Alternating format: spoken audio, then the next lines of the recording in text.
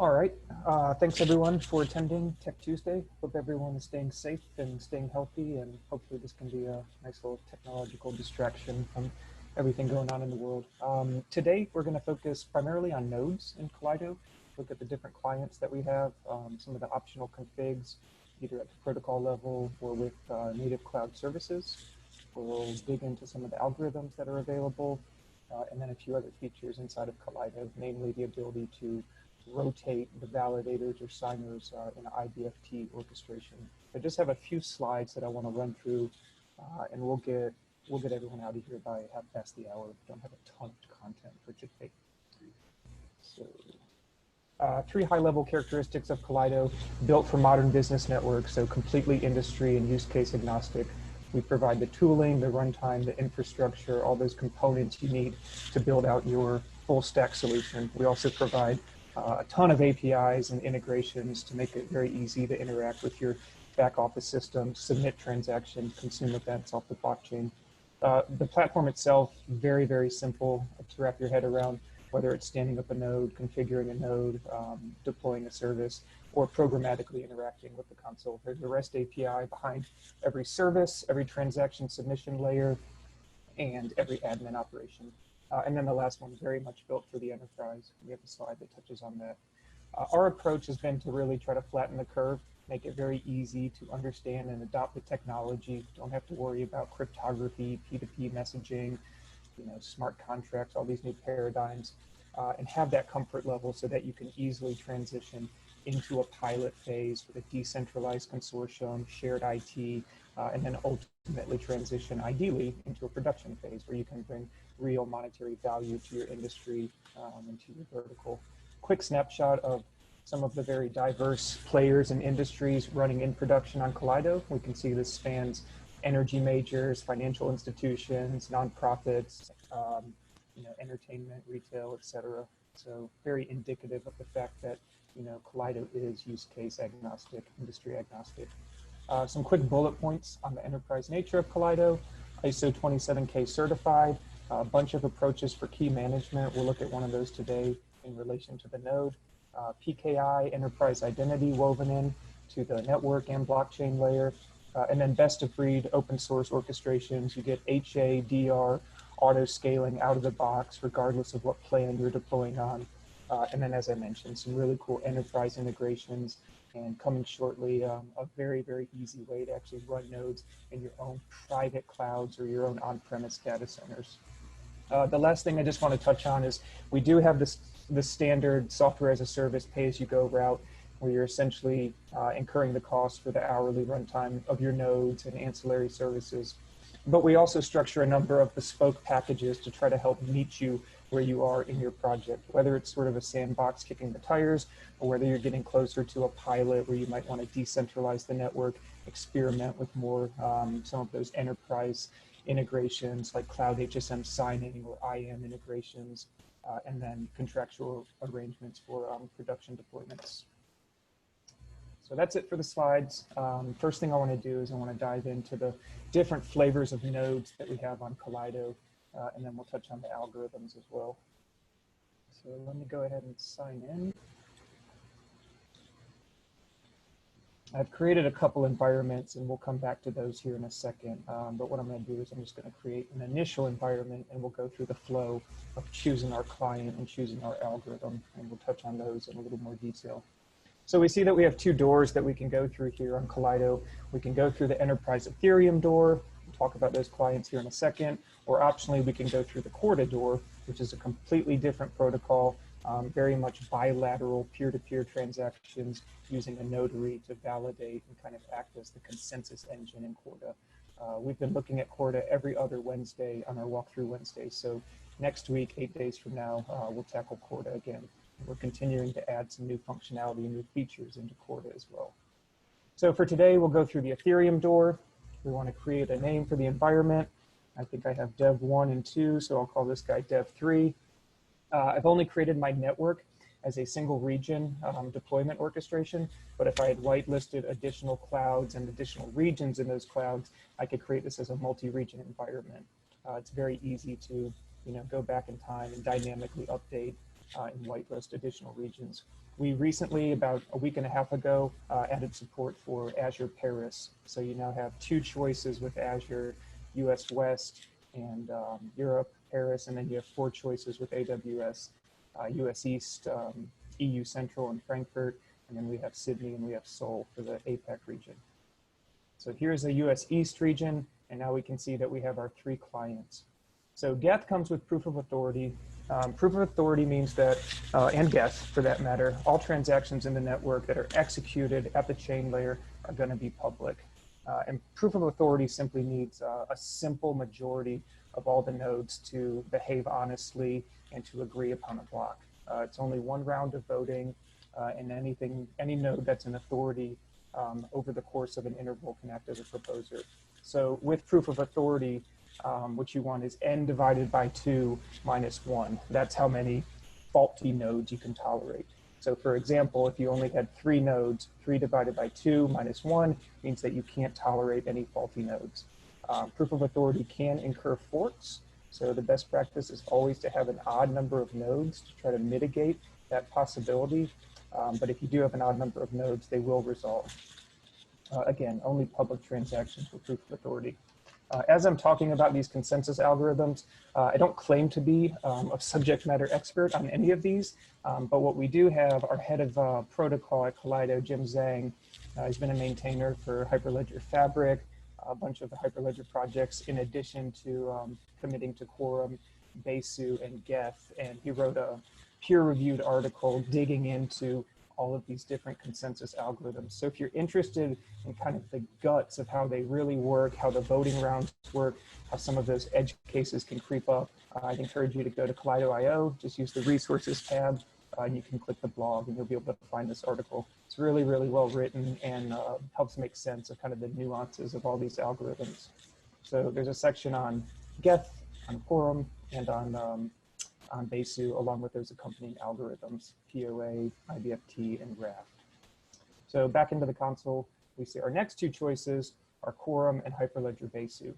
So IDFT is what we've seen as the industry standard to be the most enterprise hardened consensus algorithm.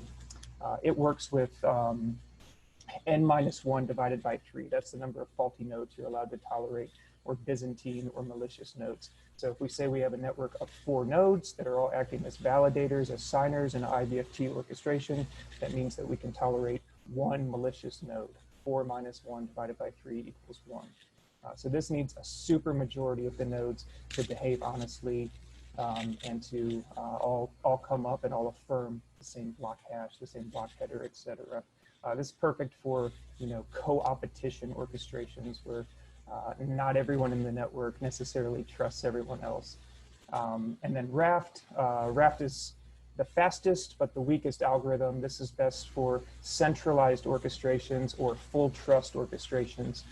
It's going to use a leading node, and all of the followers in the network are going to blindly append that node to their ledger. It's going to get a signature by the leading node, but there's no rounds of voting, and there's no signatures from all the followers as well. One interesting thing with Quorum and Hyperledger Besu, we haven't touched on this a lot over the last Tech Tuesdays. We've looked at a lot of the other different privacy techniques, keeping data off-chain, simply using a hash to append that data or to reference that data on the blockchain layer, maybe using our document store service, maybe using our app-to-app messaging, maybe using IPFS or zero-knowledge proofs. But Quorum and Besu inherently, at the protocol level, they support private transactions. They have a separate module. It's called Orion, I believe, in Besu, or it's called Privacy Groups, and then it's called Constellation in Quorum. And essentially what this allows you to do, this allows you to have a subset of the participants inside of the network be able to execute private transactions. So a transaction can, in this picture right here, what we're looking at is a transaction being submitted to node A by the counterparty that owns and operates that node or has access to that endpoint, and specifying node B or counterparty B as the private recipient of that node. Node C, is going to have no purview into the underlying state. And we're not going to get into all of the nuances here. You can go ahead and take a look at this documentation. It's within our protocol section under the Kaleido platform. I wrote this many years ago, but it still works the same way. Essentially what it's going to do is it's going to use some crypto primitives inside of these separate modules, inside of that Orion or inside of that constellation or privacy group to securely, asymmetrically encrypt payloads for the counterparties that are supposed to receive them. When these nodes realize that it's a private transaction, they're going to call out to their transaction manager or their privacy group, see if they have context of that private transaction, and then go ahead and access the private key that only they have to ultimately decrypt it and then execute it. The main takeaway here is that if you're doing private transactions with Quorum, with Besu, that underlying state is going to go into a different Merkle tree. So you almost have, you can think of it as like different world state databases for public and private transactions. You have a hash reference of the transaction inside the public database. Everyone's going to have that, but only the parties that were privy to the transaction will actually be able to execute it, run that code in their EVM. So I'd encourage everyone to just take a peek at this article if you're interested. It works very, very similar for Besu and for Quorum. Okay, so that's my monologue on algorithms and node clients and privacy. The next thing I want to touch on is some of the optional configurations that we give you at the node level and at the environmental level as well. So I will proceed to create kind of a dummy environment here, and I'm just going to create one node to walk through. So we can call this node number 1, click next, and we're going to be greeted with a screen about some optional cloud configurations. And there's 5 important ones that we offer you here. The first is key store integrations. So leveraging or integrating your node with an AWS KMS system or an Azure Key Vault system, and using your own master key that's held under your organizational account to persist and encrypt the key material held on the node, namely the key that's used to sign those blocks in the consensus algorithm. So that's going to be persisted to disk in ciphertext and protected by this master key held in your own cloud account. When the node initializes and it needs to make an API call to actually access that key and decrypt the material, you'll have an audited API trail. You'll be able to see all of those calls, and you'll be able to cycle that key for that matter as well. So this is heightened protection kind of at the chain layer, making sure that no one else in the network beyond your organizational admin, would be able to access that critical key material that's signing those block headers. The second one is for business continuity and data redundancy for that matter, the ability to take snapshot backups of your node. So this is going to give you the full file system, all those Q data directories, and it's also going to give you those node signing keys, the ones that you were protecting with this master key up here. So in theory, and in reality for that matter, this has been proven, you can run on Kaleido and then you can recreate the exact same blockchain in your own private cloud, in your own on-prem data center. So you can migrate your existing Kaleido infrastructure into a different orchestration if you need to do so. The third one, this one should make sense to everyone, I highly imagine, is log streams. So taking your ETH Connect, taking your Geth, taking your Quorum logs, what have you, and pumping those into your own Azure Insights, your own AWS CloudWatch data stream, and building out your own powerful Kibana dashboards, having the ability to have this holistic set of insights into what's happening at your application layer and what's subsequently happening at the blockchain layer. The fourth one, this is only available on AWS at the moment using a service called Private Link, and it takes a private ingress on the node, and it allows you to have traffic streams that are held solely on the AWS cloud backbone, not routed through the public internet. So really useful for highly sensitive or regulated data, financial, what have you. And then the last one, we've touched on this in the past, and we'll revisit this in one of the upcoming Tech Tuesdays. But this is what we call our blockchain application firewall, where you're allowed to teach your node about an IAM system, about your Active Directory, about a Keycloak instance, AWS Cognito, what have you. Teach it about the corresponding public key that's being used to produce JWTs, and then teach your node about a set of rules. When users come in and access your node through a JWT, inside of that is going to be embedded a claim, a rule, and it's going to tell Kaleido about what this user is and isn't allowed to do. So it's really fine-grained RBAC, granular level blockchain control. So those are the 5 sort of cloud or ID integrations that we have. And I should mention, if there's any questions, just go ahead and chuck them into the chat or into the Q&A, and I'll get to those over the course of this. So we click next, and the last thing you need to do is you need to choose if your node is going to be a signer, and you need to choose the resource or the footprint size of your node. And this is quite important, and I'll show you kind of the ramifications of having too small of a node here. The nodes come with underlying resource limitations. So we can see the memory and we can see the CPU that's needed for the connections and needed for the mining. But there's also a number of allowed client connections and requests per second. So if you're envisioning having a horizontally scaled application where you may need to have, a bunch of different browsers or a bunch of different applications all connecting into a node and all submitting transactions, you may start seeing these 429s, these resource limitations, too many connections, with a small node. So we offer medium and we offer large nodes to try to help accommodate higher throughput or more broadly horizontally scaled transaction paradigms. So those are the cloud integrations on the node, the footprint sizes on the node, and then we'll take a quick look at some of the advanced configurations that we have as well. And I see there's a couple questions in the chat, so I'll grab those first.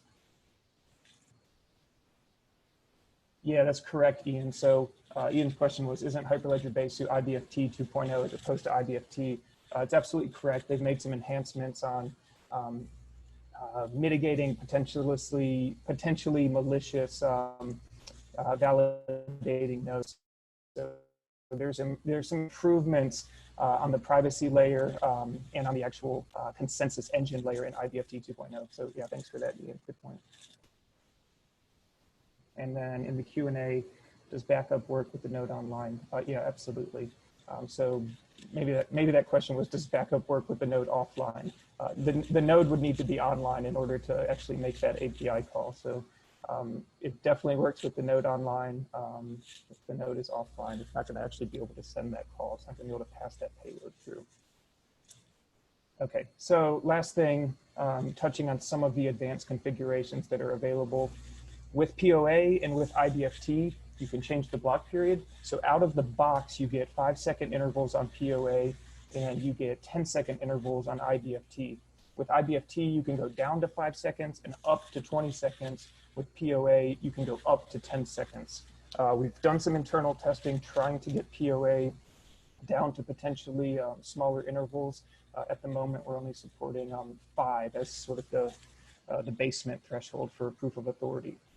We've definitely touched on the Aether Pool in the past, but just for reiteration, every Kaleido environment, if you kind of just go with the default orchestration, it comes with 1 billion Ether inside of the Genesis block of the environment, and that's held by the system monitor.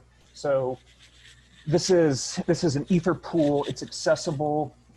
It's drainable by any administrator, by any node or any account in the environment. So if you want to sort of avoid someone preemptively draining that pool or potentially acting malicious inside of your environment, the operator or the initializer of the environment has the ability to specify the accounts that you want to be pre-funded.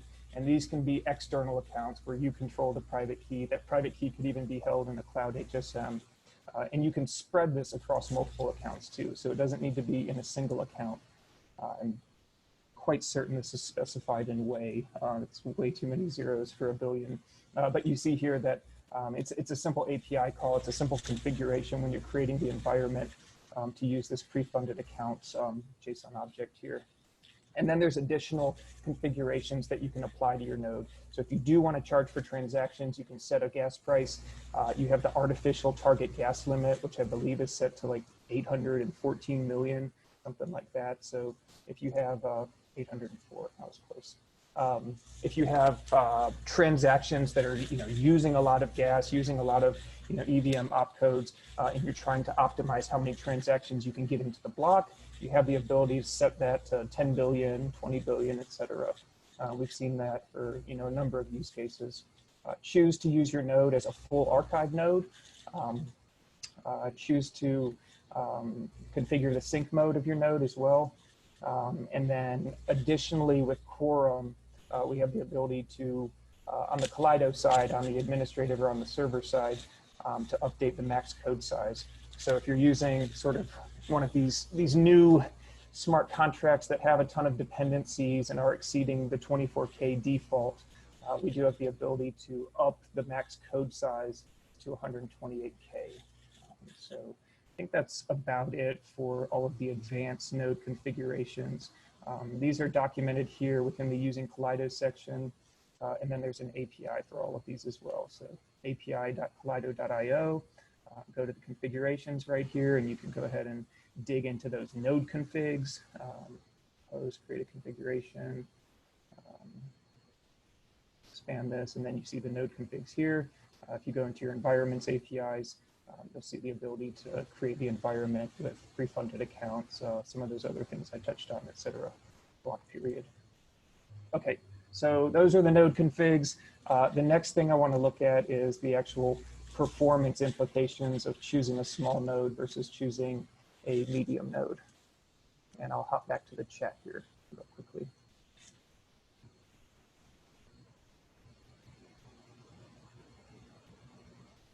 Okay, so one was just a follow-up from Henrique, and then in the Q&A,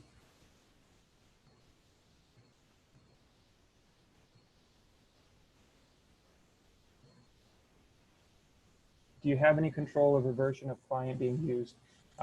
Yeah, so you have control over the environment. So if you create a new environment, you're going to get the latest open source image, what we've built and what we've tested for Geth or for Quorum or for Besu.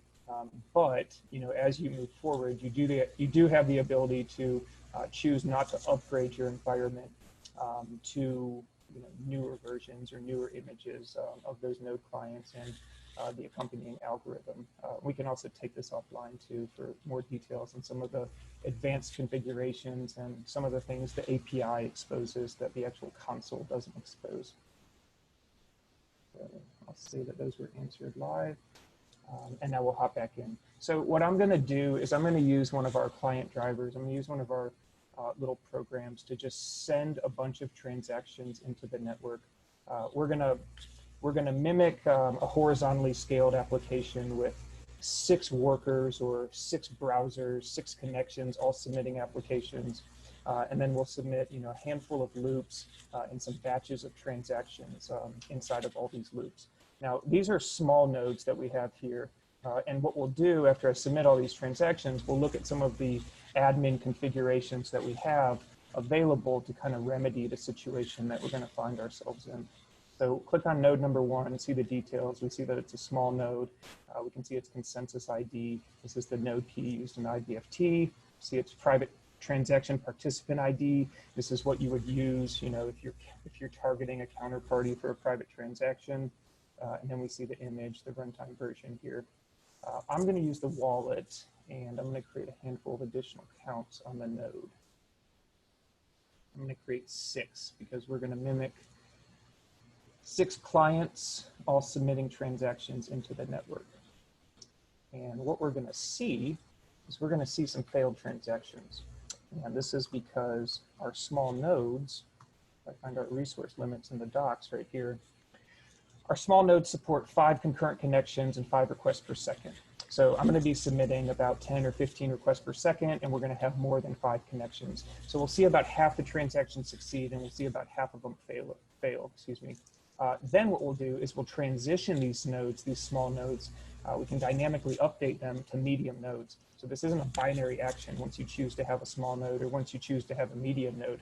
You can test, you can make sense of your application, of your throughput layer, your submission layer, and then you can make a decision at the environment level of what footprint size and what runtimes you need. So starting with small, we'll see failures, we'll transition to medium and hopefully have a full successful run here. So I have these 6 accounts, and now I'm going to go into the terminal and we'll use our little client driver and we'll send in some transactions. We just need to enumerate all these accounts, so I had to create them. Each client essentially needs its own unique signing account. So here we are in my Kaleido Go program. It's in my Go path. This is publicly available for everyone in our GitHub repository. So we'll call the program. We'll say we want to use inside of our examples directory, our favorite simple storage.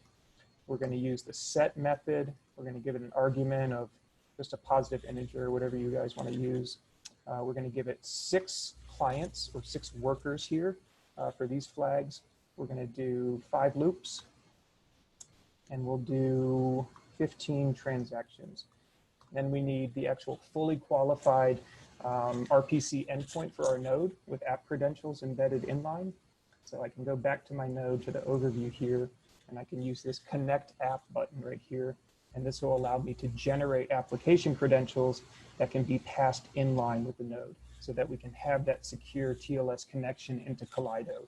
Every node, every service, every endpoint, every ingress has boundary security on it. So you either need an admin API key if you're creating nodes or creating configs, or if you're interacting with the chain layer or with the services, you need strongly generated application credentials. So I'll create some new app creds, call them ABC right here. This is not stored by Kaleido, so you as the operator, you as the admin, you're responsible for the custody of these credentials. You need to cycle them, you need to delete them, you need to regenerate them, etc. But we have this ephemeral screen right here after you create them, which is going to show you these pre-created, fully qualified endpoints that you would use to either interact with your node via Web3, interact with your node via our REST API gateway, or interact with your node through private transactions. So I want this guy right here for node number 1. And then just bear with me, I need to enumerate all those accounts. So -A, and then I just need to copy and paste all the accounts from node number 1. So back to the dashboard, node number 1, click the wallet, and then I just need to copy all these guys. So there's the first one. There's the second one. And again, we're doing this because every worker, every client needs a unique Ethereum account to sign with here. Here's the third one. And the idea here is we're going to look to see a bunch of those 429s appearing in the terminal. We're going to see a bunch of those rate limit retries that are failing. All right, so grab the 5th guy and grab our 6th guy. And I think I've configured this properly, so as long as I didn't mistype anything, this should kick off. 6 workers, 5 loops, 15 transactions, set method, argument. There's the Solidity file, and there's the endpoint of the node. So go ahead and kick this off. And again, like I said, we'll see about half of these succeed, and we should see about half of them fail because we're doing too many requests per second, and we're doing too many concurrent connections onto our node as well here too. So pretty good run on the first one. My supposition is that we'll start seeing more 429s here. So there we go, too many requests. And that's the error you're going to see, right? If you're being too chatty, if you're having too many concurrent connections or requests per second coming into the network. And we'll be able to see these coming in real time, either via the health and monitoring and the blockchain piece, or via our data explorer here using the block explorer. So we can see our blocks coming in here. You can see the number of successful blocks as well. So as this is finishing up, let me hop back into the Q&A.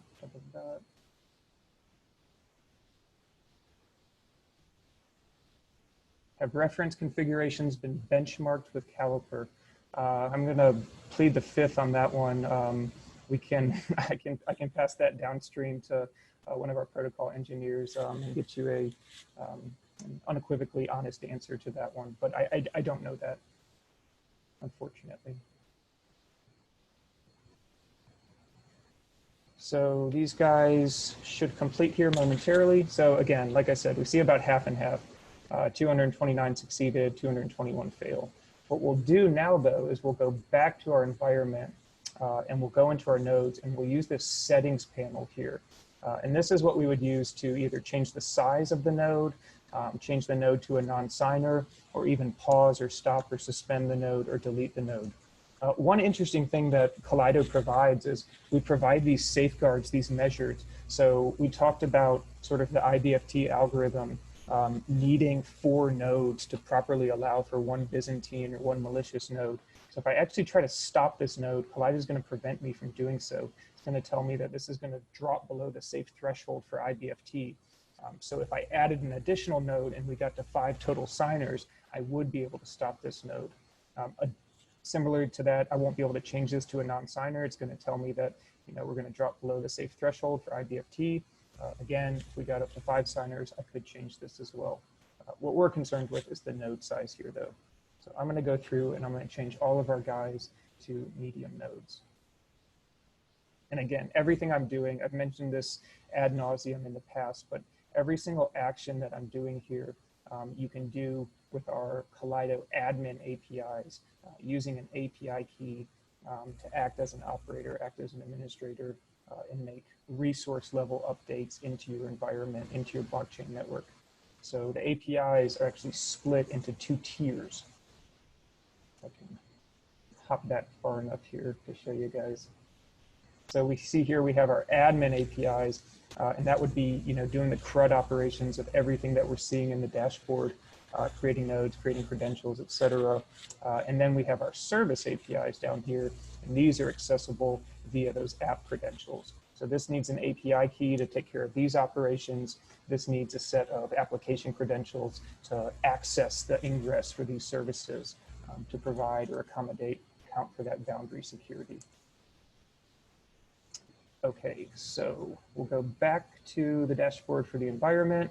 We'll wait for all 3 of these guys to get up and running, and then we'll go ahead and run that program one more time, and then we'll finish up with our rotate signer service. So these guys look good to go here. So hop back into the terminal, and we're looking for 450 successful transactions this time.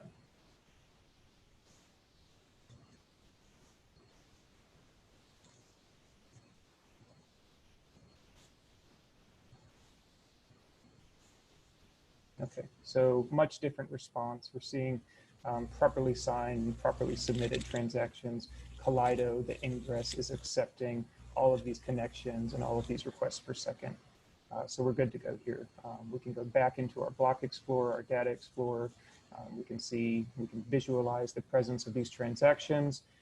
And you can also kind of get more granular and more bespoke with these transactions using those admin APIs. So you can use this ledger route that we have, and you can sort by the smart contract or the signing entity that's submitting the transaction, etc. So we should see all of these come in here successfully, optimally packing as many transactions as they can into each block.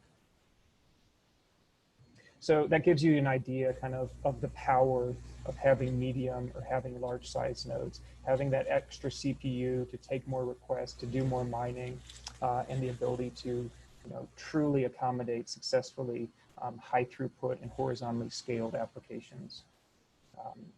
The Block Explorer, if you're using Web3.js, it is quite interesting. It's going to show you a lot of detail about the blocks and about the transactions.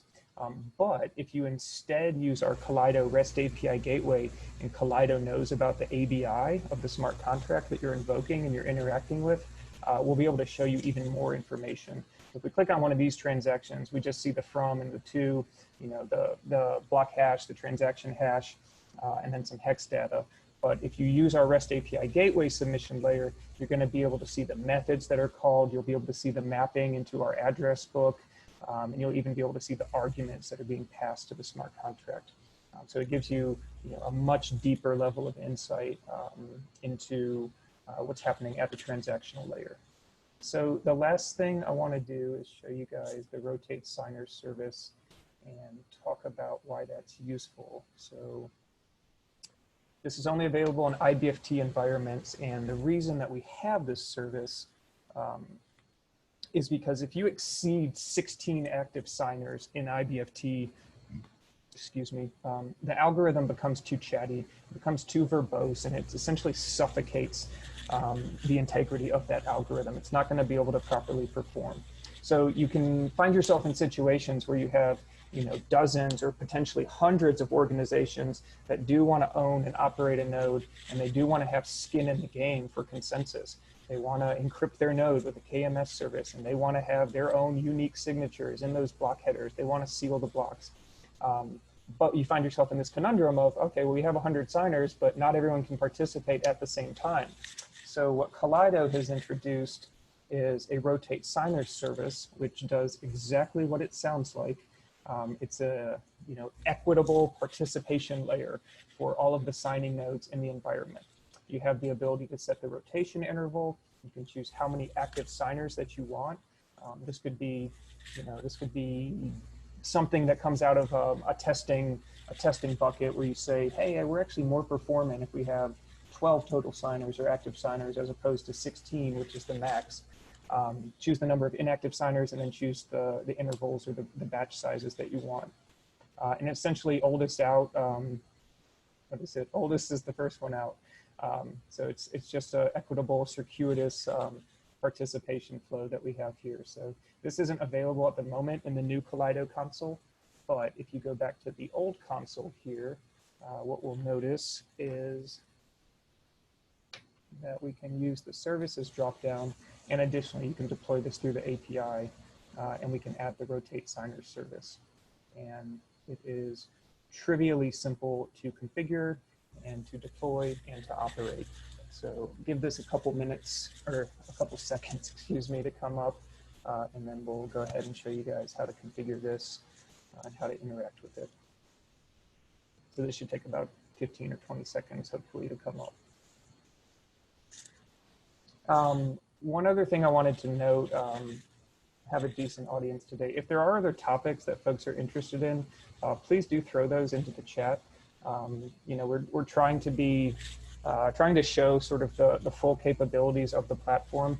But if there are topics like Cloud HSM, like ZKPs, like our app-to-app messaging or document stores or REST API gateway, smart contract management, any topics that are of interest to folks, please do throw those in, and those will help guide us as we're structuring some of these upcoming Tech Tuesdays and some of the AMAs that we're going to start doing as well. So I see one other question inside of the chat.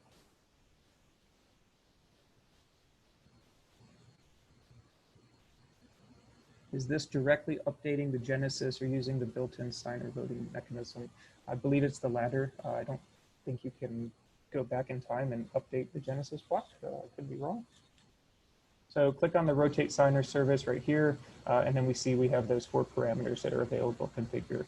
Target number of signers, leave that at 4. Rotate every 5 minutes, every 10 minutes, every 30 minutes. More customization available via the API, of course. Choose the size and choose the algorithm. And as I said, we have oldest out first. If there are additional algorithms that are of interest, please do let us know. So just go ahead and click activate. This brings it to life, and we can see sort of the current number of total signers and the current number of target signers. We can look at the logs, we can look at the actions, and we can look at the manage option here. So if we click manage, we'll be able to see that we can change, you know, the number of target signers, the interval, the size, the algorithm. We can activate, we can deactivate the service. So very, very easy to interact with, very easy to see the logs, very easy to restart or delete the service. So I ran a little over, apologies. I don't see any additional questions inside of the chat. Thanks for the good questions that did come in. And I'll go ahead and stop there and give everyone 20 minutes back of their Tuesday. So thanks so much for attending. I'm going to throw my email into the chat. If there are any technical questions that didn't get answered, or if we do need more details around any commercial packages or any pricing on Collido, feel free to email me directly. We can take it from there offline. So, whoops, I sent that to all panelists, not to all attendees. I do that every time. All right, one more try. All right, let's try this. Okay, so that should have come through. That's my email. Again, any topic, commercial, technical, feel free to reach out. If I don't know the technical answer, I'll take that downstream and we'll get you guys a response. So thanks again, everyone, for attending. Hope everyone has a great Tuesday. Stays safe, stays healthy, and please tune in for next Tuesday's content. Thanks again.